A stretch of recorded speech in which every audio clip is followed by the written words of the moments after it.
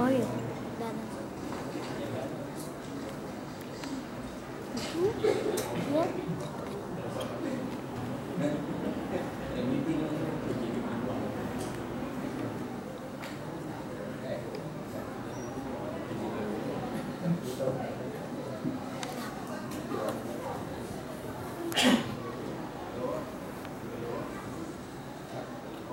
Assalamualaikum warahmatullahi wabarakatuh. Hasbi Rabbi Jallallah Fi qalbi ghairullah Nabi Muhammad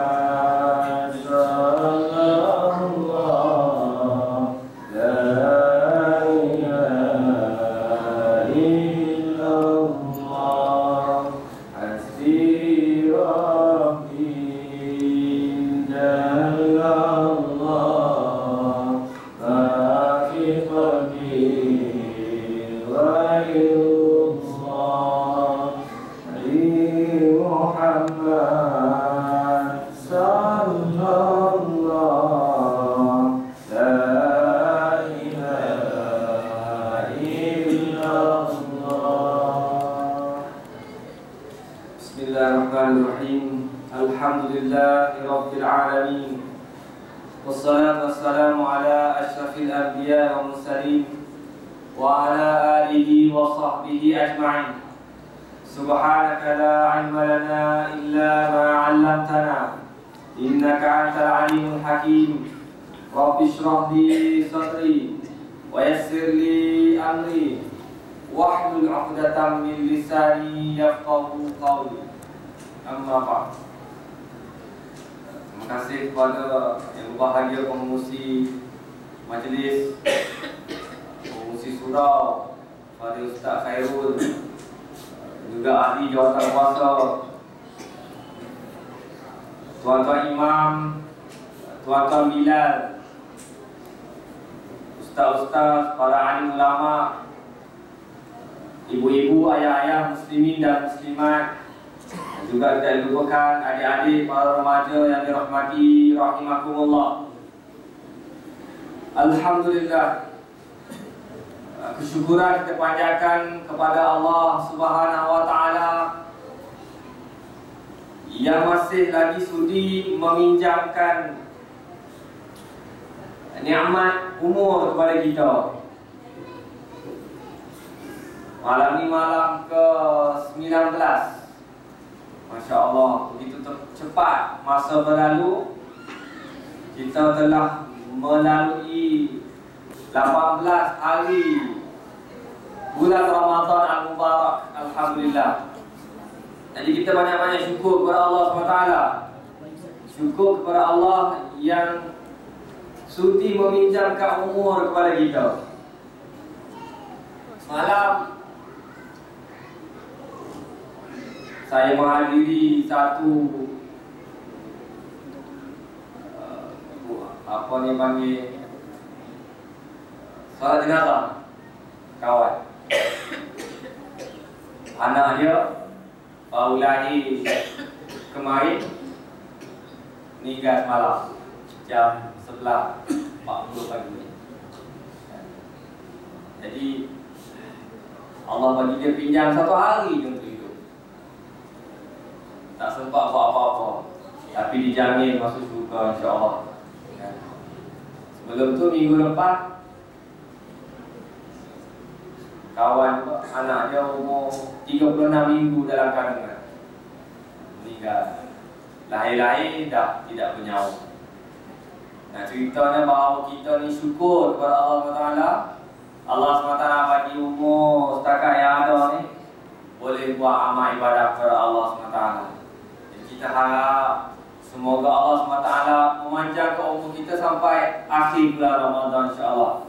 Dan kita harap Allah SWT memberi peluang kepada kita untuk bertemu dengan Lailatul Qadar insya-Allah. Khairun min afisha, yang lebih baik daripada 1000 bulan. Muslimin dan muslimat yang rahmati rahimakumullah, bulan Ramadan kita kenali sebagai syahrul siyam, di mana diwajibkan ke atasnya kepada umat Islam untuk berpuasa. Juga dikenali sebagai syahrul ibadah. Selain daripada berpuasa, segala amalan kita dilipat gandakan. Sehingga Nabi SAW menyebut orang yang semayang buat amalan kerja-kerja wajib dilipat gandakan sehingga 70 kali ganda. Dan amal ibadah sunnah diberikan sunnah diberikan pahala sampai pahala seperti seumpama amalan wajib. Dan amalan sedekah diberikan oleh Allah Subhanahu Wa Taala ganjaran berlipat kali ganda. Terutamanya dalam bulan Ramadan Al-Mubarak ini. Jadi bulan Ramadan juga dikenali sebagai syahrul ibadah. Bulan Ramadan juga dikenali sebagai syahrul Quran, yang mana Allah SWT sebut secara spesifik bulan Ramadan. Bulan-bulan lain Allah SWT tidak sebut dalam Quran. Tapi Ramadan Allah SWT sebut syahrul Ramadan alladzi unzila fihi al-Quran hudan lin-nasi wa bayyinatin minal huda wal furqan. Bulan Ramadan ini bulan yang diturunkan padanya Al-Quran, yang mana yang kita baca tiap-tiap malam, doa imam, sembahyang tarawih, kita buat jemputan khas, hafiz untuk membacakan ayat-ayat Allah Subhanahu Wa Taala. Sejauh mana kita cuba memahami, kita cuba menghayati isi kandungan Al-Quran yang Allah Subhanahu Wa Taala bentangkan kepada kita tiap-tiap malam untuk kita baca dan kita cuba fahami, insya-Allah. Macam kita lah, kan? Kerja pejabat ke, mengajar sekolah ke, ataupun ada urusan-urusan, sesuatu urusan kita selalu berurusan melalui surat secara rasmi, kan? Naik pangkat, dapat bonus 500, naik gaji, transfer, pindah sana, pindah sini, semua berkomunikasi dengan surat. Dan kita cuba memahami surat tersebut dengan kefahaman yang maknanya faham lah apa tujuan surat itu dihantar kepada kita. Kalau surat itu bahasa Melayu lah. Kalau surat itu dalam bahasa Inggeris lah. Kita cuba faham, tak faham, kita ambil kamus, ambil dictionary, cuba tengok apa maksud. Kalau ada perkataan-perkataan yang kita tak faham. Tapi tuan-tuan, puan-puan muslimin, muslimat yang dirahmati rahimakumullah, tiap-tiap malam Tok Imam membacakan surat-surat yang sangat penting kepada kita. Tapi dalam bahasa yang secara umumnya masyarakat Malaysia tidak memahami. Allah SWT sebut, ya ayyuhallazina amanu, wahai orang-orang yang beriman. Surat khusus kepada orang yang beriman. Ya ayyuhan nas, wahai orang manusia. Allah SWT bagi surat kepada manusia untuk berfikir. Sejauh manakah kita memahami isi kandung Al-Quran yang dibacakan oleh Tuan Imam kepada kita? Kalau surat tu, surat rasmi kerajaan, bagi tulis nama kita kan, kepada Ustaz Khairul bin sekian-sekian. Ini surat tujukan khas kepada apa ni? Suatu surat yang dikirim oleh Allah SWT khusus kepada manusia untuk kita fahami, untuk kita hayati.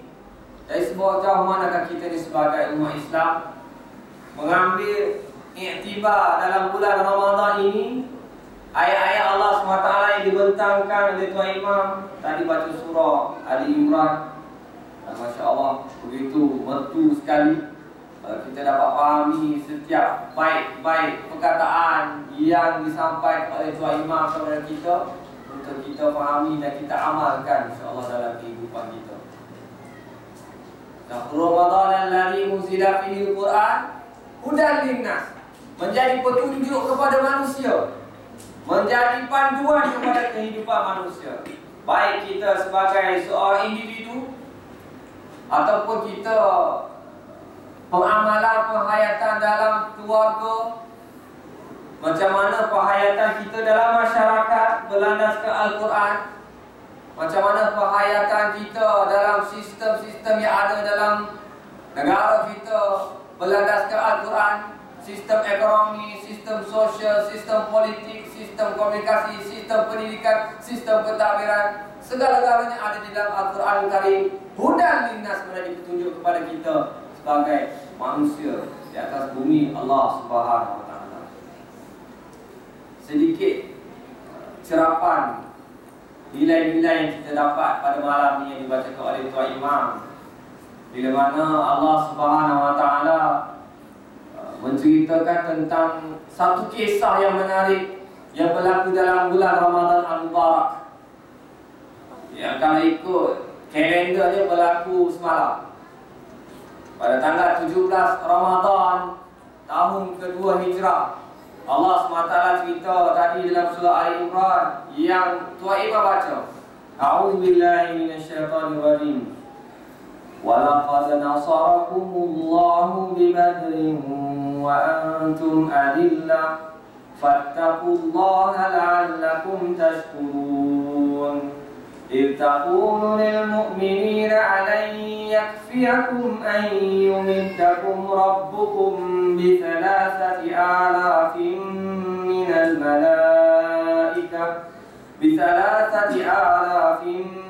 من الملائكة منزلين بلى إن تصبروا وتتقوا ويأتوكم من فورهم هذا يمددكم ربكم ب5,000 من الملائكة مسومين. Sesungguhnya Allah SWT telah membantu tentera-tentera muslimin di medan Badar. Wa antum adillah, sedangkan mereka itu dalam keadaan lemah.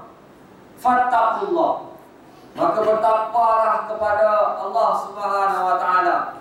La'allakum tashkurun, mudah-mudahan kamu bersyukur di atas nikmat kemenangan yang Allah Subhanahu Wa Taala telah kurniakan kepada kamu. Tanggal 17 Ramadan, peristiwa yang besar berlaku di zaman Nabi SAW. Tahun yang sama, tahun kedua Hijrah, diwajibkan ke atas umat Islam berpuasa 1 Ramadan. Setelah 17 hari kemudian, tahun yang sama, tahun kedua Hijrah, berlaku satu pertempuran yang besar di antara tentera Islam dengan tentera kafir musyrikin Mekah. Sahabat-sahabat menerima dengan penuh kerelaan. Tak pernah puasa sebelum tu, terpaksa menahan diri daripada lapar dan dahaga pada 1 Ramadan tahun kedua Hijrah. Ya ayyuhalladzina amanu kutiba alaikumus siyam kama kutiba alal ladzina min qablikum la'allakum tattaqun. Wahai orang yang beriman, surat rasmi daripada Allah SWT, ada kalimah nida, suatu panggilan kepada orang-orang yang beriman. Apa tajuk surat? Kutiba alaikumus siyam, diwajibkan ke atas kamu berpuasa. Kama kutiba alal ladzina min qablikum, kaum sebelum kamu juga telah diwajibkan berpuasa. La'allakum tattaqun, mudah-mudahan kamu beroleh darjat takwa. Hasil daripada puasa ni, kita nak memperoleh darjat takwa. Sahabat-sahabat menerima arahan Allah SWT tanpa soal, tanpa bantah, terus menerima perintah Allah SWT untuk berpuasa. Meninggalkan makan dan minum dan perkara yang membatalkan puasa sejak daripada terbit fajar sehingga terbenam matahari. Kalau di Malaysia kita lebih kurang 12-13 jam. Betul? Nah, 12-13. Kalau pula Kutub Utara 40 minit je malam. Duduk sana berapa lama nak puasa tak tahu. Tapi kat sana tak ramai lah orang Islam kan. Tak ada tak tahu. Kalau pergi sana 40 minit. Kalau setengah-setengah tempat ikut musim lah. Kalau musim sejuk dia kurang sikit. Siang dia, malam lebih. Kalau musim panas, panjang siang, malam pendek. Jadi, apa masing-masing. Kita di Malaysia, Allah SWT bagi masa yang sesuai dengan kita boleh berpuasa lebih kurang 13 jam. Jadi, tuan-tuan muslimin dan muslimat yang dirahmati rahimahumullah. Zaman Nabi SAW, zaman dulu bukan macam zaman Allah kan. Kita dengan aircon, dengan kipas, dengan cuaca yang begitu selesa. Zaman Nabi SAW dengan panas terik, padang pasir. Sudahlah diwajibkan berpuasa. Tanggal 17 Ramadan, Nabi SAW memerintahkan para sahabat untuk meminta kafilah dagang oleh Abu Sufyan Al-Harb untuk merampas kembali harta-harta yang telah dirampas oleh mereka. Setelah berlaku peperangan tersebut, maka dipendekkan cerita, tentera muslimin telah mencapai kemenangan. Jadi cerita yang panjang. Kalau kita nak kupas dalam tempoh setengah jam, 40 minit mungkin tidak mencukupi masa. Kita ambil beberapa angle yang kita boleh bincangkan pada malam ini, insyaAllah. Setengah ulama yang melihat peperangan Badar dalam angle pentadbiran. Bagaimana mereka melihat Nabi SAW untuk mengatur human resource yang sedikit untuk memberi impak yang besar kepada tentera yang tidak seimbang. 313 lawan 1000 orang. Bagaimana setengah ulama melihat peperangan Badar ini dari sudut iman para sahabat, cerita-cerita tentang keimanan para sahabat. Bagaimana kita melihat peperangan Badar ini dari sudut musyawarah Nabi SAW. Beberapa kali Nabi SAW melakukan perbincangan musyawarah dengan para sahabat untuk menjadi panduan dan petunjuk kepada kita. Jadi apabila telah berlaku peperangan tersebut, Nabi SAW dengan para sahabat bermusyawarah untuk meminta pendapat tentang apa pandangan para sahabat berkenaan tawanan perang yang telah mereka tewaskan. Dalam peperangan tersebut disebutkan daripada 313 orang, 14 orang sahabat telah mati syahid di jalan Allah SWT, 6 orang di kalangan Muhajirin dan 8 orang daripada kalangan Ansar. Di sebelah sana pihak kafir Quraisy disebutkan daripada 1000 ke 1300 orang, 70 orang telah mati, ditewaskan oleh tentera Islam, dan 70 orang lagi telah dapat ditawan oleh mereka. Dan daripada 70 orang tersebut, Nabi SAW telah bermusyawarah dengan para sahabat. Tanya para sahabat, apa pandangan sahabat berkenaan dengan tawanan ini? Kita nak buat apa dengan mereka? Kita nak buat apa dengan tawanan-tawanan yang telah kita tangkap?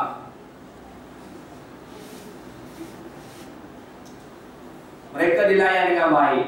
Disebutkan dalam riwayat, disebutkan dalam Fiqhul Harakah yang dikarang oleh Fadil Ustaz Abdul Hadi Awam, menyebutkan bahawa 70 orang tawanan ini mereka layan dengan baik. Beri makan, mencukupi. Mereka diberi makan roti, sedangkan para sahabat makanan pun tak cukup. Menunjukkan satu contoh yang kepada kita bahawa walaupun dalam peperangan adab-adab akhlak sebagai seorang Islam perlu dijaga. Begitu teliti sekali Nabi SAW menjaga akhlak para sahabat. Hatta dalam peperangan sekalipun tidak digunakan buat itu, buat ini. Tidak digunakan merosakkan tanaman, tidak digunakan untuk memusnahkan binatang ternak. Orang tua yang tidak terlibat perang, orang perempuan tidak dapat terlibat dalam peperangan, tidak digunakan untuk disentuh mereka dari apa-apa kami. Itu begitu akhlak Nabi SAW dengan para sahabat radhiyallahu anhum. Sahabat-sahabat makan lebih kurang, sedangkan kawanan 70 orang ini dilayani dengan baik. Nabi SAW bermesyuarat dengan para sahabat. Tanya Abu Bakar Siddiq radhiyallahu anhu, wahai Abu Bakar, kita nak buat apa dengan mereka? Abu Bakar kata, kita bebaskan sahaja mereka dengan bayaran tebusan. Sayyidina Umar Al-Khattab yang kita kenali sifat karakter beliau yang seumpama itu, Sayyidina Umar membantah. Dia kata, aku tidak setuju. Aku cadangkan supaya mereka diserahkan kepada keluarga masing-masing untuk ditamatkan riwayat mereka. Badar ni pertembungan antara adik-beradik, antara keluarga yang sama. Adik meletak abang, abang meletak adik. Bapa membunuh anak, anak berlawan dengan bapa. Pertembungan saudara. Kerana mereka daripada kaum yang sama, kaum Quraisy. Dan garisan pemisah di antara mereka ialah kalimah la ilaha illallah Muhammadur Rasulullah. Itu pendapat Sayyidina Umar Khattab. Namun setelah bermesyuarat, Nabi SAW membuat keputusan untuk mengikut pandangan daripada Abu Bakar As-Siddiq radhiyallahu anhu, dan Nabi SAW mengisytiharkan bahawa tebusan 70 orang ini, 70 orang tawanan ini dibebaskan dengan tebusan. Ada di kalangan mereka yang dibebaskan dengan jaminan untuk mengajar anak-anak umat Islam sehingga pandai, dan apabila dah pandai akan dibebaskan. Mereka-mereka yang tidak ada uang tebusan untuk membebaskan ini. Jadi mereka dibebaskan dengan kadar 1,000 ke 4,000 dirham seorang. Keesokan harinya Nabi SAW berlepak-lepak dengan Sayyidina Abu Bakar Siddiq radhiyallahu anhu. Mereka berdua sedang menangis, teresak-esak berdua. Nabi SAW dengan sahabat baginda Abu Bakar Siddiq radhiyallahu anhu. Datanglah Sayyidina Umar Khattab, wahai Nabi, apa cerita ni? Dia teriak, kenapa menangis? Cubalah khabarkan kepada aku supaya aku boleh turut serta menangis mendengar apa kisah yang berlaku. Berkata Nabi SAW, wahai Umar, Allah SWT bersama-sama dengan kamu. Allah SWT menegur kami berdua dalam membuat keputusan, dan Allah SWT setuju dengan pandangan kamu supaya dihapuskan mereka yang menentang kita dalam peperangan Badar Al-Kubra.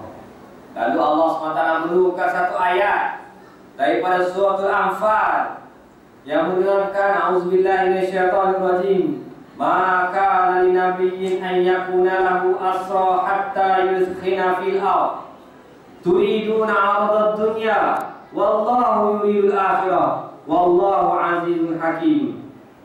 Laula kitabun minallahi sabaqa massakum fima akhadtum 'adzabun 'adzim. Sallallahu alaihi. Tidaklah patut bagi seorang nabi mempunyai orang-orang tawanan sebelum ia dapat membunuh sebanyak-banyaknya di muka bumi. Kamu menghendaki harta benda dunia yang tidak kekal, sedang Allah menghendaki untuk kamu pahala di akhirat. Dan ingatlah, Allah Subhanahu Wa Taala itu Maha Kuasa, Maha Bijaksana. Kalaulah tidak ada, kerana adanya keketapan daripada Allah yang telah terdahulu, tentulah kamu dicipta siksaan pedih yang besar disebabkan penembus diri yang kamu ambil daripada orang-orang tawanan itu. Nabi SAW tersentak dengan teguran tersebut. Namun pada awal, apabila Nabi SAW membuat keputusan awal tadi itu, sebenarnya juga berlandaskan kepada firman daripada Allah SWT. Sebelum daripada itu telah turun wahyu daripada Allah SWT dalam surah Muhammad ayat 4. A'udzubillahi minasyaitonirrajim. Fa idza laqitumul ladzina kafaru fadarbar riqab hatta idza asqaltumuhum fashuddul wata fa innama mana ba'du wa imma fidaan hatta tada'al harbu ila akhir ayat. Dalam ayat ini menyebutkan bahawa dengan yang demikian, apabila kamu berjuang menentang orang-orang kafir dalam peperangan jihad, maka pancunglah lehernya, sehingga apabila kamu dapat membunuh mereka dengan banyaknya serta mengalahkannya, maka tawarlah mana-mana yang hidup dan ikatlah mereka dengan sekukuh-kukuhnya. Setelah selesai pertempuran itu, maka terserahlah kepada kamu sama ada hendak memberi kebebasan kepada orang-orang tawanan itu dengan tiada sebarang penembusnya, atau membebaskan mereka dengan mengambil penembusnya. Jadi sebelum itu ada ayat yang membenarkan dalam tawanan perang dibenarkan untuk buat tebusan. Jadi Nabi SAW membuat keputusan, bermesyuarah, berdasarkan ayat-ayat Allah Subhanahu Wa Taala juga. Namun Allah SWT tegur. Jadi itu ada hikmah yang tersendiri, yang tersembunyi, yang kita boleh mengambil pengajaran untuk umat yang akhir zaman ini.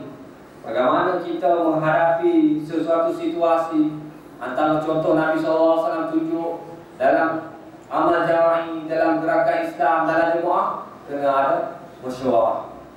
Dan mesyuarah tersebut dibuat dengan mengambil Al-Quran dan Sunnah untuk menjadi hujah dalam pembicaraan. Tidak lari daripada landasan Al-Quran dan Sunnah. Kita terlibat dalam masjid contohnya, dalam surau contohnya. Banyak musyawarah bersama sahabat dengan kawan-kawan kita, supaya keputusan yang kita buat itu lebih mantap. Elakkan diri daripada membuat keputusan sendiri-sendiri, keputusan seorang diri. Lebih cantik lagi apabila musyawarah tersebut ada ustaz atau ulama yang boleh membantu kita, guide kita dalam membuat keputusan berlandaskan syariat. Kan? Kadang-kadang kita nak buat program itu, kita ada benda-benda yang mungkin terkeluar daripada landasan syariat ini. Jadi memperbanyakkan musyawarah dalam segala tindak tanduk kita, dalam buat program dan sebagainya. Kalau kita tengok sepanjang sirah peperangan Badar tersebut, Nabi SAW acap kali, banyak kali bermusyawarah dengan para sahabat. Awal-awal lagi Nabi SAW bermusyawarah dengan para sahabat dalam menentukan tempat nak mendirikan kemah mereka. Ada banyak mata air di situ, oasis di tengah-tengah padang pasir itu. Jadi lokasi mana yang sesuai itu dibuat penempatan. Nabi SAW sampai satu tempat, dia pun banyak oasis sana kan. Nabi SAW sampai satu tempat, pasang kemah di situ. Para sahabat datang, ada seorang sahabat tanya, wahai Nabi, kita pasang kemah kat sini ni, adakah ini arahan dari Allah SWT atau strategi peperangan? Nabi SAW kata strategi. Aku ingin mencadangkan kita parking kat sana, jangan parking kat sini. Kita kampus semua mata air yang ada di sini semua, dan kita monopoli mata air di sana, kerana musuh-musuh akan kekeringan, kehilangan sumber air kalau kita bertindak sedemikian. Nabi SAW setuju dengan sahabat ini dan ikut pendapat dia dan mendirikan kemah di mata air yang hujung sekali atas dasar strategi peperangan, berpandukan kepada musyawarah dengan para sahabat. Jadi banyak peristiwa Nabi SAW buat keputusan berlandaskan berpandukan musyawarah dengan para sahabat. Sedangkan Nabi dia boleh buat keputusan sendiri, minta wahyu daripada Allah Subhanahu Wa Taala. Tapi apa hikmah yang Nabi SAW buat musyawarah? Supaya menjadi petunjuk kepada kita umat akhir zaman dalam apa jua